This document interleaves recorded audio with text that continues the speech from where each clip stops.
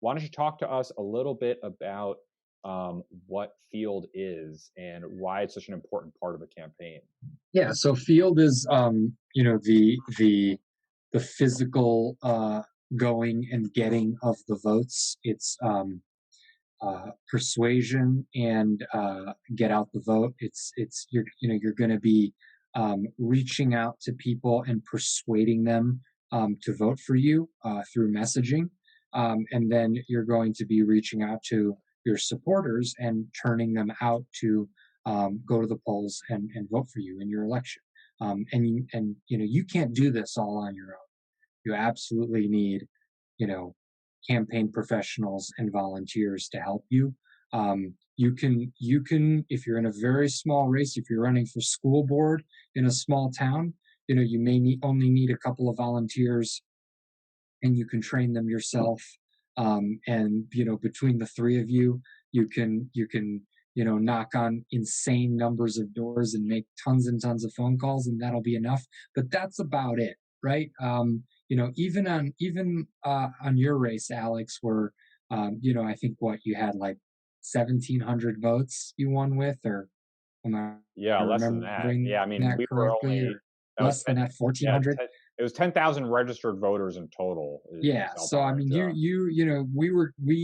we were good with with like 1,400 votes, and we still had over a dozen volunteers helping you on election day, knock on doors and make phone calls and drive people to the polls. So and that process can't just be on election day. You need to think many weeks out from election day, and that's when you need to start your voter outreach. And before that, you need to be thinking about your lists, which come from a voter file.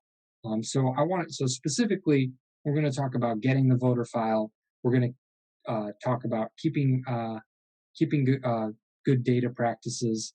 We're going to be talking about offline versus online, thinking about where digital comes into play, and then your volunteer operation, and I'll couple that last piece with the kind of staff that you're looking for if you're running in a bigger race. And again, this is something for you to know exists. A lot of the other pieces that we talked about, communications, fundraising, stakeholder outreach, and organizing, these are constants throughout the campaign, but field is going to become very important in the last phase of the campaign, and is really not going to be existent in the earlier phases of the campaign. So as far as getting a voter file is concerned, you're typically going to get the voter file from your local party. And now for the nonpartisan folks out there are definitely resources depending on your state. There are some really good companies out there that are nonpartisan that offer voter file access. If you want a voter file, this is public information. You can get it, but typically the easiest way, if you're running as a Democrat or as a Republican, is to go to your county party person and or your local party official, and ask them how you can get the voter file for your race. And you're going to find out about the cost, and the sort of the timeline. What kind of subscription you're buying into. What does the data come with when you have that initial conversation? And if you're not running with a party, you should be able to get them from your county board of elections. They're not always going to be the best formatted voter file necessarily, but you should be able to get a digital Excel file, a spreadsheet, or a CSV that is going to be something that you can then manipulate, that you can put Yeah, into a spreadsheet and track, or that you could put into a program out there. I you certainly can mention Nation Builder. There's many of those programs like that. That was one that Aaron. I mean, have you heard of Nation Builder, Aaron? I I might joke. have I might have heard of it. I think Aaron, you were the one of the first employees there, and I think Yeah, my campaign was one of the first campaigns that's right. um, That's right. back in 2010, 2011. And so that's just an example. There's nonpartisan solutions out there and partisan solutions out there. But you definitely want to get this, and you are entitled to get it, whether you're part of a party running on the line or off the line. this is public, as Aaron said, this is public information, and you want to make sure you get this early on. Yeah. And keeping track of data as you go is really important, because you're going to build your list based on what people have told you in conversations with you. So you're going to be data is important because you're going to want to target likely voters in your election. um, Typically, people have consultants helping them with this, but you can certainly do it yourself if you're, running, as Alex was just kind of getting to, completely outside the system, and you can go and you can get a voter file from the county. It may not be the cleanest format, but it will have, people's party registration and what elections they voted in, typically going 10 years back or more. And that information is really important because that information allows you to determine whether they are a prime voter or not, whether there's someone who votes with frequency, and what elections they vote in. Do they vote in just general elections? Do they vote in primary elections? Do they vote in maybe off-year municipal elections? And so being able to understand both their party affiliation and what elections they vote in is going to inform how important they are to you, because you're going to get a sense of, depending on when your election is and who your electorate is, what kind of voters you need to be reaching out to. You're very seldomly going to be running in a race where you want to talk to everyone who's registered to vote. And this is, there's a lot of nuance there. So I definitely encourage you to, talk to folks that have experience, talk to folks who have run races in your district, look at, past election data, get some help with this kind of analysis. But really, once you have a sense of your voter universe, then you can go out and begin having conversations with targeted voters, and recording the result of those conversations. And there's a lot you can do from a data perspective to keep track of what kind of issues people care about, whether or not they're interested in volunteering, what kind of outreach they want from your campaign. But really, fundamentally, it comes down to the 1, 2, 3, 4, 5 being, one being strong supporter of my campaign, 2 being leaning, 3 being undecided, 4 being leaning someone else, 5 being strongly supporting someone else. And at the end of the day, that's the only coding that you need to build what we call a GOTV universe, which is, before election day and on election day, you're just going to be reaching out to the people who have said they're going to vote for you. You just want to be turning out your voters and the people who are likely to support you. At that point, you're not doing any persuasion. The persuasion is happening earlier in the voter outreach period of your campaign. And there will be a certain point, depending on your race and who you're working with, we'll have a different view on this when you're sort of shutting off the reaching out to convince people to vote for me and just turning on the get out the vote efforts. So this is why data is really important, and it's important to use a platform like a Van or a Nation Builder, and there's lots of other tools out there for keeping track of voter contacts in your voter file.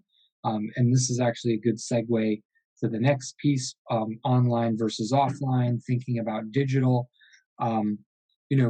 Going back to my experience on the Obama campaign in 2008, at that point, it was very much a mix of paper lists and online data entry into our voter database. So we would print paper lists at the office from the voter file of targeted voters that we needed to reach out to. We would distribute those lists to volunteers. They would go out and do the voter contact, either phone calls or canvassing, fill out the lists, bring them back, and we'd have other volunteers plug in the results into our database. So there's that added step of data entry when you're working with paper. Paper has, it can get lost, it can get wet. Ink can, people can have a funny way of, marking things. So is that a comment about my handwriting? Yeah. Yeah, I mean, I would never hand you a paper list. But no, but so today, there's a lot of great tools out there for doing all of this, virtually through your smartphone. Obviously some hurdles there as well, as far as accessibility goes, as far as, wanting to run an inclusive campaign. My recommendation is you try to set yourself up with the option for both. And if, and also the smartphone tools, voter database networks are expensive. They're going to come with a subscription cost. So paper might be cheaper too. Um, so that's something that you want to think about, as far as you know online versus offline voter contact, and then just thinking little bit more broadly about the digital space. If you are able to do digital canvassing. A lot now we're hearing the phrase relational organizing get thrown around a lot, particularly as we campaign in the pandemic. There is certainly something to be said about trying to have positive conversations with folks, online. I put this in a little bit of a different bucket because if you can't tie it back to a voter file, if you can't, find that person in the voter file, then the conversation happen, but we're not really counting it. So it's not going to be useful to, the field professionals who are looking at that voter file data and voter contact data and trying to make strategic recommendations to your campaign based on it. So then it becomes more just kind of like outreach that we're doing, broadly, similar to the owned content that we're producing on our social media pages. But there are tools out there that allow you to match, social media and online lists to the voter file, and allow you to organize your one-to-one outreach almost as call time style outreach. And if you can tie that outreach back to a voter file, then I would say it certainly counts, and I'd encourage you to do it. But it's a little bit more advanced. And I think one of the things that I might do here is try to list, for folks that are watching this, out some of the tools out there, and or try to link to some places online where people have consolidated some of those so you can see all the different options, because there really are a lot. Although I think we would probably both agree, correct me if I'm wrong here, we've seen a lot of people get lost in, I don't know what to call it, tool land. They are thinking about the tools too much. They spend too much time on what software is the right software, and really, for a lot of, especially smaller races, putting your voter file in a Google Sheet, for example, might be the easiest way to do it, and it might be free, or really, really cheap. If you have, a nonprofit account, Yeah.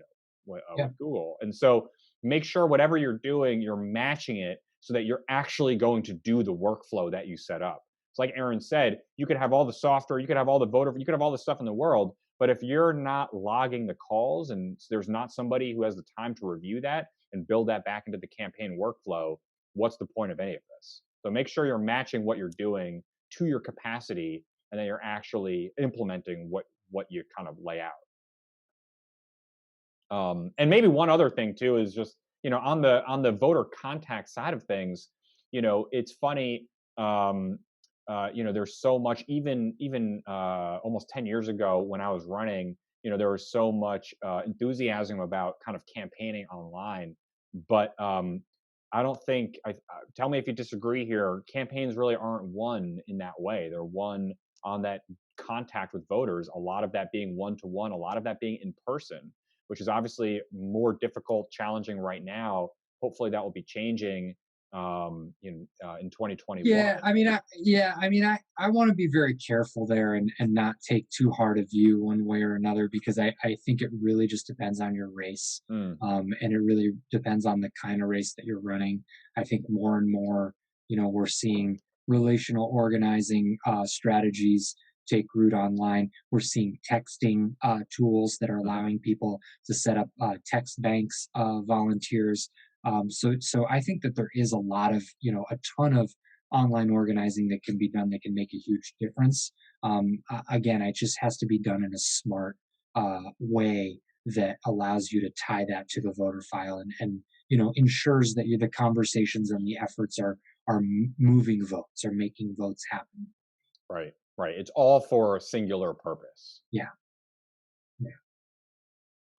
So the last bit that we've got is about volunteers and the staff that it takes to manage those volunteers. So now we're thinking about volunteers in a very different way, because volunteers during during the voter contact phase of your campaign are really, in a traditional sense, outside of the online and relational organizing stuff that I was just talking about. We're really thinking about it in, we are just trying to get them to knock on doors and make phone calls. It's very simple directives for volunteers in the later stages of the campaign. We had a few other roles during the Obama campaign. We had like the comfort captain, who's in charge of making sure volunteers are comfortable and have the food that they need I while don't they're think we had that on my volunteering. campaign. No, we had the kick me in the morning captain. It was very uncomfortable. um, but no,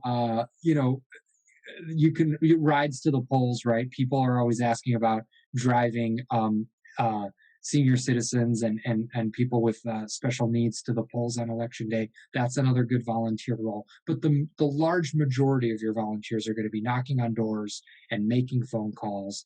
And you have to think about the total number of people that you need to reach through your persuasion phase and your get out the vote phase. You have to think about hitting that number of voters multiple times. So you're typically timesing it by, 3 or more. And that's the number of calls and door knocks that you need. And then you're thinking about working backwards from that number, how many door knocks can people do in a 3-hour shift? How many calls can people make in a 3-hour shift?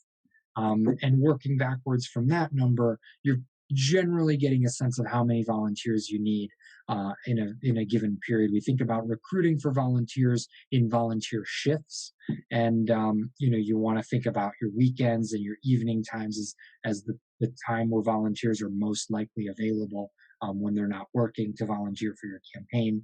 And so it takes it takes staff or very motivated volunteers to go out and recruit volunteers and organize them and get them in and get them trained up and run their shift, and a shift may have 10 volunteers or more all doing the same thing. And so just thinking about the type of people that you want involved in your field efforts.